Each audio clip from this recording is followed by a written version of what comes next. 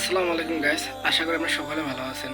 তো একটা কথা বলি, আমার সামনে যার ছবি দেখতেছেন বাংলাদেশের বলবো প্রবাসী বংশোদ্ভূত, প্রবাসী বলা চলে না, মূলত বাংলাদেশেরই সন্তান ফাহমিদ ইসলাম।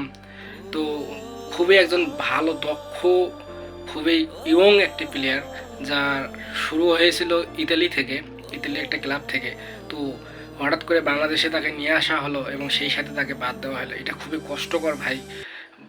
বাংলাদেশে প্রতিভার কোনো দাম দিচ্ছে না। মাত্র 18 বছর বয়স, তাকে কেন নেওয়া হচ্ছে না?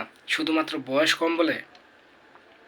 এটা ঠিক কখনোই সম্ভব না ভাই। বাংলাদেশের যে পরিমাণ সিন্ডিকেট তৈরি হচ্ছে, এটা ঠিক না। দুই মানে ঘন্টাখানেক আগেও তাকে নিয়ে সবাই ভাবতেছিল যে বাংলাদেশের একাদশে খেলবে ইন্ডিয়ার সঙ্গে 25 তারিখে। তো ভাই এই যে নিউজটা একটু আগে পাইলাম, এই নিউজটা শোনার পর সত্যি ভাই এতটা খারাপ লাগতেছে। তো আমি আশা করবো ভাই সকলে আপনারা একটা কিছু করেন, যাতে আমাদের ফাহমিদুল ভাইকে বাংলাদেশে আবার ফিরিয়ে নিয়ে আসতে পারি। সকলে ভাই একটু চেষ্টা করেন ভাই। সকলে সকলে চেষ্টা করেন, দোয়া করেন, যাতে বাংলাদেশের ছেলে বাংলাদেশে আবার ফিরে আসতে পারে। সো গাইস, আজকের মতো বিদায় নিচ্ছি। আপনারা সকলে ভালো থাকুন।